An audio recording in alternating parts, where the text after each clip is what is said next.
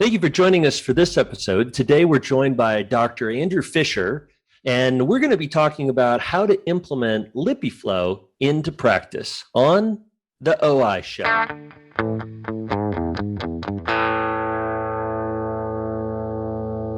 Hello, Dr. Fischer. Thank you for joining us for this episode. Make sure to like, subscribe, and leave comments if you have any suggestions or thoughts about what we're talking about today. Dr. Fischer is living in Indiana. He's going to tell us a little bit about his practice and how he started a dry eye practice with the incorporation or implementation of Lipiflow. Thanks for joining us, man. It's good to have you. How are you? Yeah, doing great. Thanks for having me. Excited to be here, and I hope I live up to the high bar that everybody else has set, all your other guests that have been on here. It's exciting to be here with you. I'm sure you will. So for those of you who don't know, I fell in love with Andrew Fischer when he was my resident here in Seattle. We spent a year together, and he really taught me a lot, and we sure enjoyed spending time together in the exam room. And then Andrew left and moved to Indiana. So Andrew, why don't you tell us a little bit about your practice setting, what you joined, and a little bit about the area where you're practicing?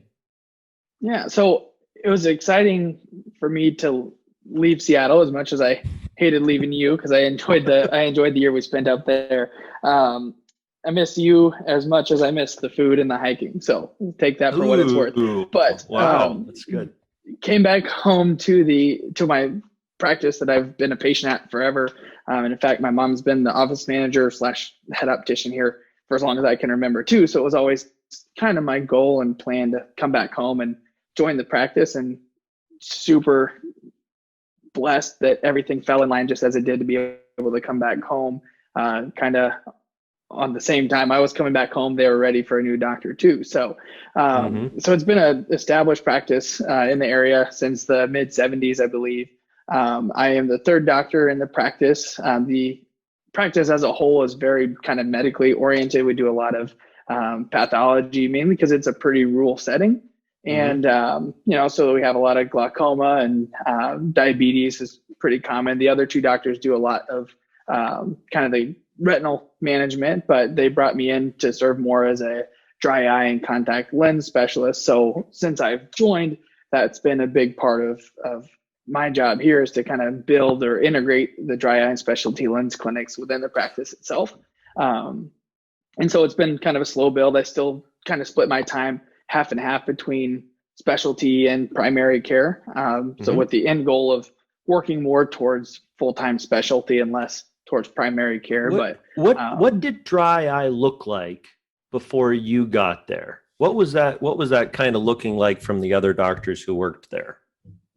So for the most part, kind of broad strokes, it was mitigating a lot of the symptoms, steroids for inflammatory type or bad staining, artificial tears, heat compresses, kind of the entry level, I guess what I call the baby steps, or the first step treatments to try to make the patient feel better out of the gate. But outside of that, there wasn't much more, what's the next step, or how do we manage and control the symptoms and the signs as we go forward with the disease process. So that's kind of where they brought me in to analyze things a little bit differently than they did, and kind of manage that care as that patient goes forward with their treatment. Yeah. So during a residency here at Specialty Eye, we incorporate a lot of dry eye. You read a lot of papers. You knowing you were going to leave, you were going to go and really become part of a dry eye practice or incorporate dry eye. What steps did you make when you first joined the practice? Like, what were the first couple of months? How did you start making a transition into becoming a dry eye specialist in your area? Good question. Really, when I first started, and still is a large majority of some of my dry eye patients, it's all internal referrals, because we have a patient base of a lot of patients that, we know had dry eye. It's documented in their chart that we have dry eye on them. And there's just, we didn't have what we needed to, I guess, fully analyze the patient and take the next step in not only mitigating their current symptoms, making their symptoms better, making the signs in their eyes better, but we've kind of transitioned more into our dry eye clinic, be a lot more preventative because we have the tools that we can kind of do quick screenings a little bit easier during our exams now. But just kind of getting the word out there, because in my area, there's not really a specialist for specifically dry eye related treatment. It's more than, the artificial tears and heat compresses.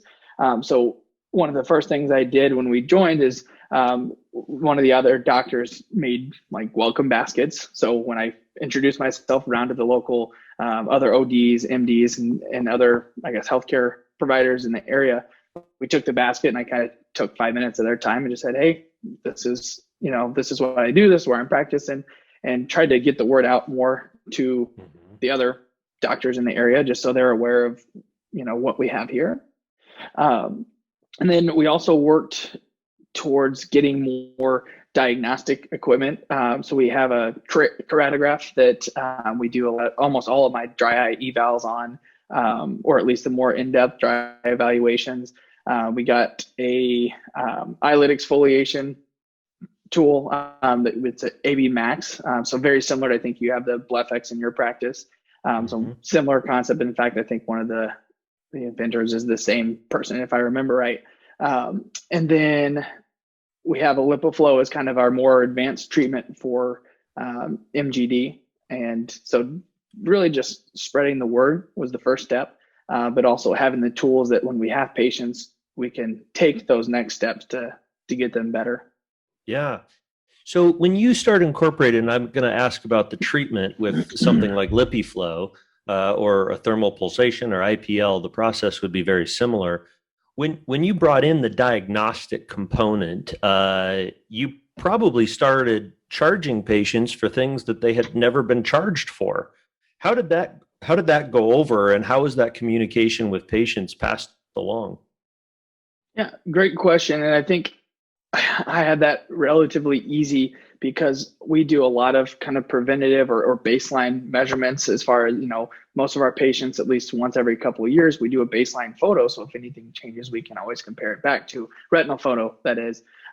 We do, baseline visual field screeners. And if we have suspicious nerves, sometimes we'll do a optic nerve head screener just to say, well, we have a baseline if anything changes. So going forward into the dry eye, we have been kind of transitioning into doing a baseline meibography, for instance. And so if in the room their oil glands aren't functioning incredibly well, we'll do that. And kind of that's our first step approach to say, well, how is the gland structure doing? So that transition's a little bit easier.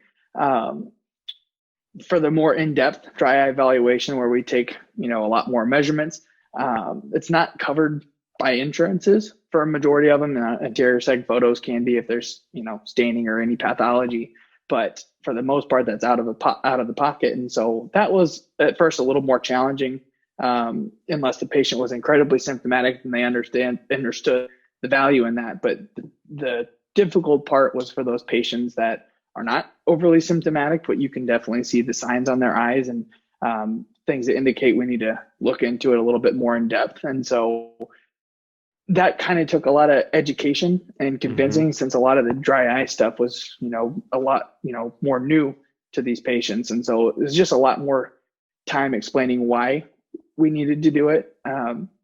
As opposed to, for you, for instance, you get a lot of referrals that's already kind of established as they're coming in your door. So right.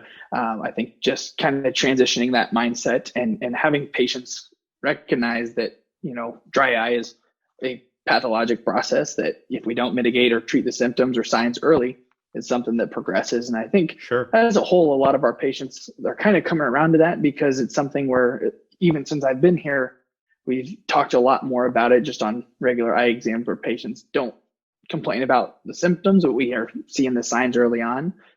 So I think just kind of getting ahead of the game and, the slow drip of patient education really has helped over the last couple of years. What does that look like within the office with the team, all the members? This is a kind of a whole new thing. We've always managed dry eye, but now Dr. Fischer came in and he's telling everybody they've got really a bad condition that we didn't think was as bad before. Has it been embraced by the team? Yeah, and I think a big part of it is that a lot of, especially the technicians, are females, and they are more prone to dry eye in general. But a lot of them, that during the training process, when we did the dry eye evaluation on the instruments that we had, they had clear signs of dry eye too. And so describing what I'm seeing and kind of almost playing like psychic and saying, well, based on what I'm seeing here, you probably have these symptoms. Is that right? And they're like, oh yeah, I didn't even think about that. And so after some of the training and I kind of did a little lecture series, I guess, for them when I first joined. And so a lot of that kind of made sense because they were experiencing those earlier low grade symptoms too, but didn't realize it was related to their ocular surface. So it was. And then you decided to bring in something to the practice. You decided to bring in Lipiflow, right? And that was a big purchase in and of itself. You know, not nearly the $100,000 instrument that it used to be. Now it's sure, you know, in the $20,000-$30,000 range, depending on where you buy it, when you buy it at a show and whatnot. So you know, that was a big jump. And I'm sure for your patients, when you started presenting something that has more of a premium cost, how did that process go? How did you figure out a pricing strategy? How did you, you know, figure out how to, you know, implement this so that you were using it many times during a month, not just one and done, right? right, yeah. So I will say I owe a lot to the owners of the practice because they're technically the ones that brought that in. But I kind of beg them for it because in my view, if you don't have one of the gold standard treatments for meibomian gland dysfunction, can you really call yourself a dry eye specialist or a dry eye clinic without having, you know, what's largely agreed upon as one of the top treatments for meibomian gland dysfunction? So they saw the value in that and absolutely saw the price tag in that. But I think they also kind of agreed, if we're out here to have the best for our patients, we have to make that investment on the front end. And so, as you mentioned, the biggest challenge for me in having patients agree to do that, again, being another cash pay instrument that insurance won't touch, is one, having them understand what's going on. And I think meibography and meibomian gland imaging in general really helps that, because if they can see structurally that their glands are not as healthy as someone who has perfect glands and perfect gland function, they definitely accept that a little bit more and understand what's going on. But trying to find the right price point to cover our costs and get the machine and everything paid off, but also not deter a lot of patients from it. It's still kind of an ongoing challenge. And I will say it was easier being out in Seattle in a much bigger market. I think different cultures as much as anything out on the West Coast versus rural Midwest. But that's definitely been a challenge in finding the right price point.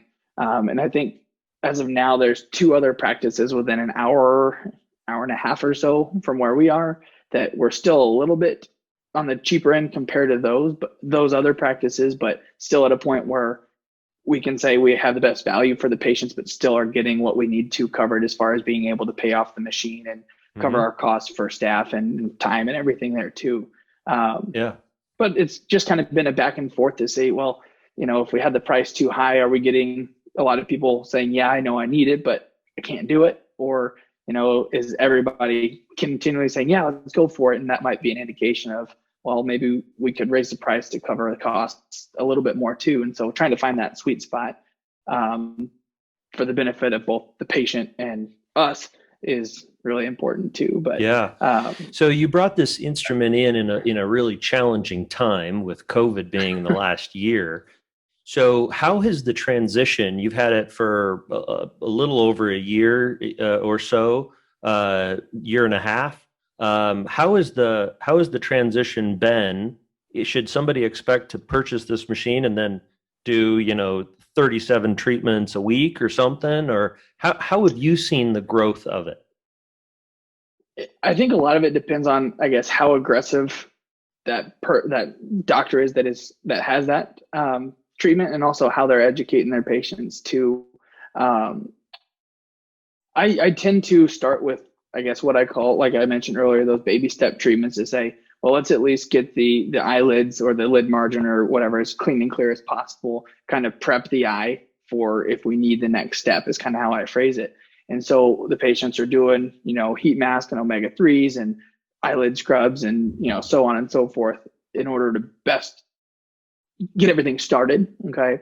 And then over time, as we're managing their condition and watching going forward, I tend to mention, at least on the front end, here's what we can do as a slow route. But if we want to get right to the main problem, which I think is going to be the most effective, here's the Lipiflow, or here's, all your other vectored thermal pulsation, more advanced treatments. And we can go that route if you want to go straight for it. And just kind of phrasing it that way. But to answer your question, getting the Lipiflow or any other major treatment right out of the gate and thinking you're going to do 37 treatments a week would be ideal, but I don't think it's possible just because it takes a long time to get to that point. I think the last year, and obviously COVID did throw a big wrench into a lot of our everybody's primary care and all of our specialized treatment too.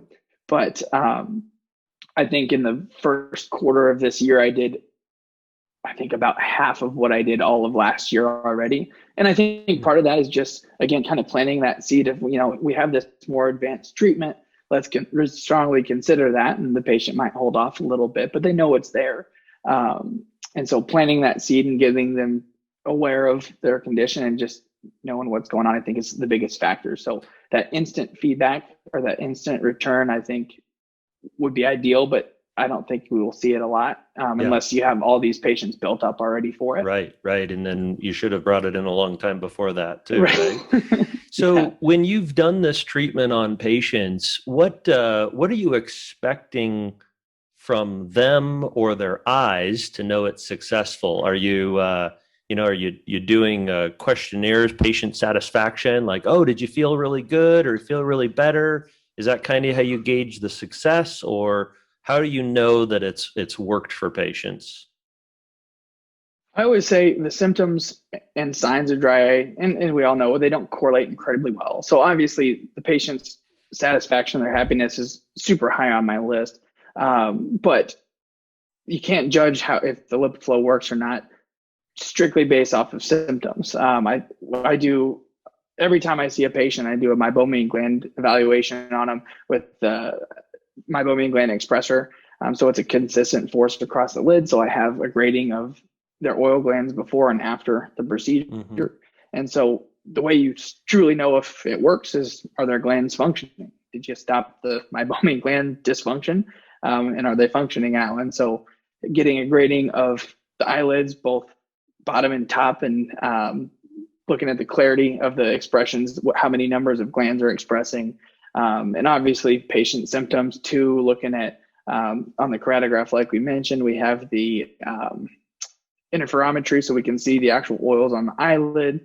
And so a bunch of different measurements that we can evaluate to see if it was successful or not. But I'd say far and away it's just looking at and observing the oils after they come out of their glands and seeing how much change you had pre and post treatment. Yeah, I think that's so key. There's a lot of people over the years that have purchased one of these instruments and paid all this money, and and then what they find is that they end up not using it. And I think it's largely because, and I think you hit the golden ticket here, is that if you're basing it based on what the patient tells you a week or two afterwards, that very rarely are you going to find that you're quote unquote successful if that's what you're basing success on. But I think you stated it very clearly that if that dysfunction is when the glands aren't flowing, and if you can get a patient to go from no flow or less flow to more flow, then you're improving on the meibomian gland dysfunction. It's not called meibomian gland symptoms. It's called dysfunction. So I think that's the key thing, is knowing whether you improved it. Whether the patient feels better or not, you improved their eye function, and it would go without saying that you would expect, as the studies show with thermal pulsation, about 91% of people do notice a symptomatic improvement, and that it lasts for a really long time. So I think your patients are, in a really good place, having you improved upon the aspects of their dry eye. And what do you think? What would you say to somebody who's in school, or a young grad who's looking at joining a practice, interested in doing dry eye? What kind of advice would you give to somebody who's, or maybe even a seasoned practitioner who wants to start a dry eye practice? What advice would you kind of give them in getting going?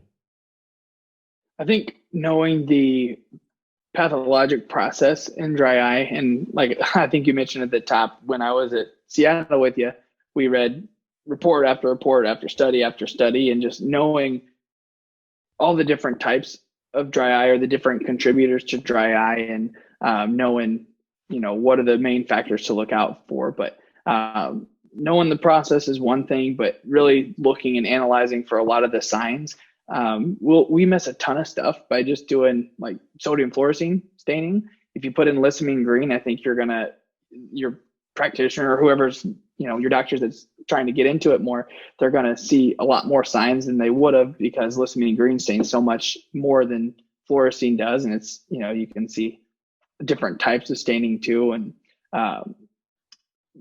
checking the eyelids on every patient, just doing a quick meibomian gland evaluation on every patient, they're going to pick up on a lot more dry eye. And dry eye is tough because it's so subtle. And if you're not actively looking for it and taking that extra step to look for it, you're going to have patients time after time after time come through your chair and not have any symptoms until it's too late, and they're much more progressed in the disease process. And I always tell my patients it's much easier to treat a problem before it's a problem than try to catch up on the tail end. And so that's why with my patients, I'm much more proactive. And as a practice here, we're trying to be more proactive in getting in front of the problems before they start.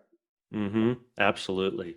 Well, Dr. Fischer, I'm sure excited and grateful that you've joined us for this episode. Make sure to like and subscribe down below. And if there are future episodes that you're interested in learning more about, please let us know. Dr. Fischer, again, thank you for joining us. And thank you for listening in to the Optometric Insights show. Thank you very much.